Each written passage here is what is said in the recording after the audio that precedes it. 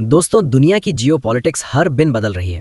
US commerce secretary ने India USA trade deal को लेकर क्या बयान दिया? ये बयान प्रेसिडेंट डोनाल्ड ट्रंप के हालिया आरोपों से किस तरह अलग है और क्यों?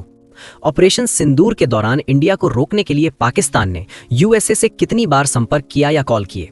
रशिया ने यूक्रेन पर किस प्रकार की खतरनाक मिसाइल का इस्तेमाल किया? टर्की की डिप्लोमैटिक मीडिएशन आखिर क्यों असफल रही? ये सारे अपडेट्स इतने अहम हैं कि आपको इन्हें शायद मेन स्ट्रीम न्यूज चैनलों पर इतनी विस्तार से नहीं मिलेगी।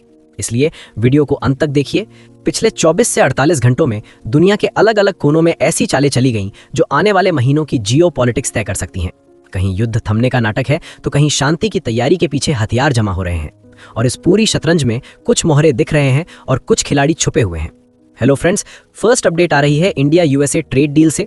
इंडिया ने यूएस कॉमर्स सेक्रेटरी हार्वर्ड लिटनिक के उस दावे को सिरे से खारिज कर दिया है जिसमें उन्होंने कहा था कि इंडिया यूएस ट्रेड डील इसलिए अटक गया क्योंकि प्राइम मिनिस्टर नरेंद्र मोदी ने प्रेसिडेंट डोनाल्ड ट्रंप को फोन कॉल नहीं किया। दरअसल अगस्त में प्रेसिडेंट ट्रंप ने इंडियन गुड्स पर 50% टैरिफ्स लगा दिए थे, जिसमें रशियन ऑयल खरीदने पर पेनल्टी भी शामिल थी। यह फैसला तब लिया गया जब दोनों देशों के बीच ट्रेड टॉक्स स्टॉल हो गई थी। हालांकि अब इंडिया और यूएस दोबारा नेगोशिएशंस की मेज पर लौट चुके हैं, लेकिन अभी तक ये साफ नहीं है कि एग्रीमेंट कब फाइनल होगा। कई इनफॉर्मल डेडलाइंस भी मिस हो चुकी हैं। सबसे बड़ा स्टिकिंग पॉइंट एग्रीकल्चर सेक्टर बना हुआ है, जहां वॉशिंगटन इंडिया के फार्म मार्केट में ज्यादा एक्सेस चाहता है, जबकि दिल्ली इसे लेकर कड़ा रुख अपनाए हुए है। एक पॉडकास्ट में लिटनिक ने दावा किया कि डील ऑलमोस्ट रेडी थी और उन्होंने इंडियन साइड से कहा था कि Modi should call the president, लेकिन ऐसा नहीं हुआ। व्हाइट हाउस ने इस बयान पर अभी कोई ऑफिशियल कमेंट नहीं किया है। इंडिया की तरफ से foreign ministry spokesperson Randhir Jaiswal ने कहा कि लिटनिक की बातें फैक्चुअली इनएक्यूरेट हैं। उन्होंने स्पष्ट किया कि फरवरी 13 से ही बायलैटरल ट्रेड एग्रीमेंट पर लगातार कई राउंड्स ऑफ टॉक्स हो चुके हैं और कई बार डील करीब तक पहुंची है। उन्होंने ये भी बताया कि मोदी और ट्रंप के बीच पिछले साल 8 बार फोन कॉन्वर्सेशंस हुई थी, जिनमें इंडिया यूएस पार्टनरशिप के कई पहलुओं पर चर्चा हुई। लिटनिक ने यह भी कहा कि ट्रंप की डील मेकिंग स्ट्रैटेजी एक स्टेयरकेस अप्रोच जैसी है, जहां जो देश पहले आता है उसे बेहतर डील मिलती है। उनके मुताबिक इंडिया यूके के बाद सेकंड कंट्री थी, लेकिन तय समय में डील क्लोज नहीं हो सकी और बाद में इंडोनेशिया और वियतनाम जैसे देशों से एग्रीमेंट्स फाइनल हो गए। मीनवाइल ट्रंप ने हाल के दिनों में इंडिया को लेकर कड़े बयान दिए हैं, खासतौर पर रशियन ऑयल इंपोर्ट्स पर टैरिफ बढ़ाने की चेतावनी। इन बयानों से इंडिया यूएस रिलेशंस में स्ट्रेन देखने को मिल रहा है। हालांकि मोदी और ट्रंप के बीच व्यक्तिगत संबंध पहले काफी मजबूत रहे हैं, लेकिन हाल के महीनों में पाकिस्तान, कश्मीर और सीज फायर क्लेम्स जैसे मुद्दों पर मतभेद साफ नजर आए हैं।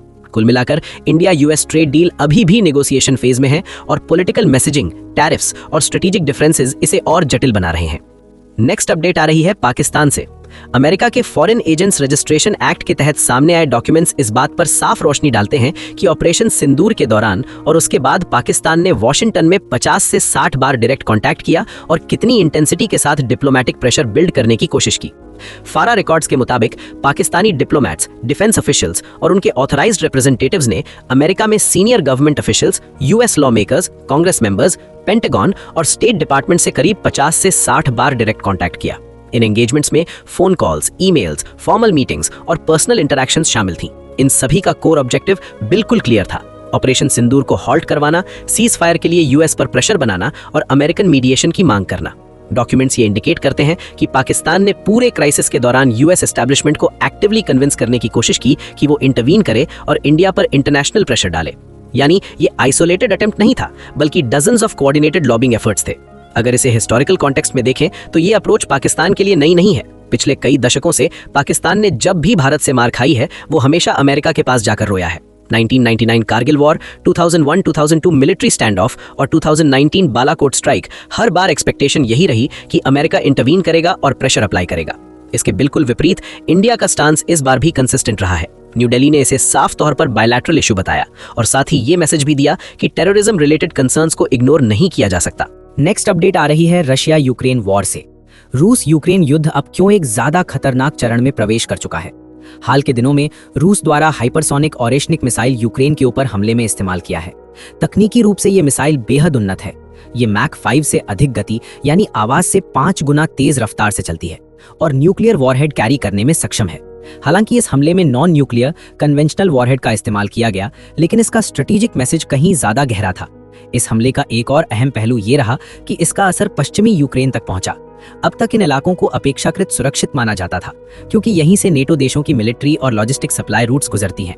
लेकिन इस बार सिविलियंस के घायल होने और एनर्जी इंफ्रास्ट्रक्चर को नुकसान की खबरें सामने आईं। इसका सीधा मतलब है अब युद्ध उन इलाकों तक भी फैल रहा है जिन्हें अब तक सेफ जोन्स माना जा रहा था। रूस इस कदम के जरिए कई संकेत देना चाहता है।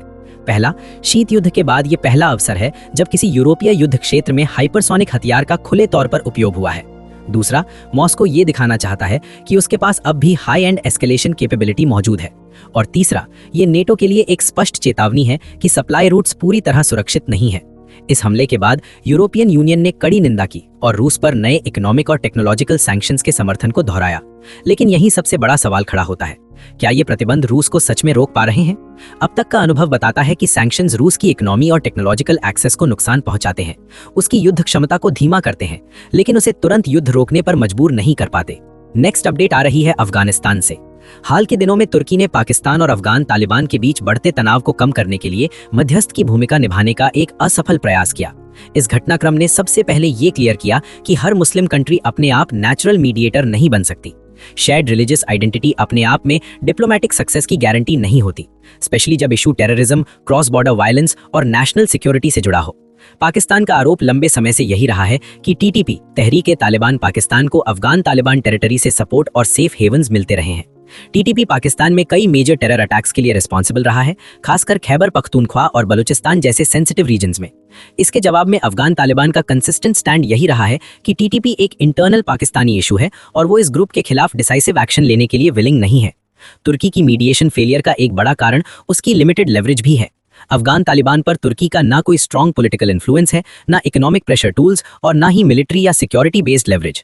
ऐसे में तुर्की की रोल ज्यादातर सिंबॉलिक डिप्लोमेसी तक सीमित रह गई, जो इस कॉम्प्लेक्स कॉन्फ्लिक्ट में इफेक्टिव साबित नहीं हो सकी।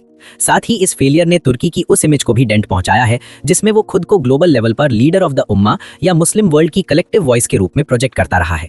पाकिस्तान तालिबान डिस्प्यूट में असफल मीडिएशन ये क्लियरली दिखाती है कि तुर्की की रीजनल इन्फ्लुएंस अब वेल डिफाइंड लिमिट्स के भीतर ही काम कर रही है। हर बीतते 24 घंटे के साथ दुनिया की जियोपॉलिटिक्स एक नए मोड़ पर पहुंच रही है। कभी दशकों पुराने समीकरण अचानक बदल जाते हैं, तो कभी कल तक के सहयोगी देश आज एक दूसरे पर दबाव और ब्लैकमेलिंग की रणनीति अपनाने लगते हैं। आज का ग्लोबल पॉलिटिक्स किसी शतरंज की बिसात से कम नहीं है, जहां हर देश अपनी चाल इस सोच के साथ चलता है कि सामने वाले को कैसे कमजोर किया जाए और खुद को कैसे आगे रखा जाए। हर दिन दुनिया की जियोपॉलिटिक्स बदल रही है, अलायंसेस टूटते हैं और कल तक के दोस्त आज राइवल्स बन सकते हैं। भारत भी ऐसे दौर में है जहां डिप्लोमेसी, सिक्योरिटी और इकोनॉमी तीनों फ्रंट्स पर नए चैलेंजेस हैं। सरकार लगातार फॉरेन पॉलिसी को स्ट्रेंथन करने, डिफेंस कैपेबिलिटीज को मॉडर्नाइज करने और ग्लोबल प्लेटफॉर्म्स पर भारत की वॉइस को इम्पैक्टफुल बनाने में काम कर रही है। इन इवेंट्स को सिर्फ हेडलाइंस तक सीमित रखना पर्याप्त नहीं है, उनके पीछे की थिंकिंग, रियल इम्पैक्ट और फ्यूचर कॉन्सिक्वेंसेस को समझना ही हमारे चैनल का मकसद है। भारत की फॉरेन पॉलिसी, डिफेंस, इकोनॉमी और ग्लोबल पावर पॉलिटिक्स पर ऑनेस्ट, बैलेंस्ड और डीप एनालिसिस, यही हमारा मिशन है। और ये मिशन आपके भरोसे, आपके सपोर्ट और आपकी भागीदारी के बिना अधूरा है।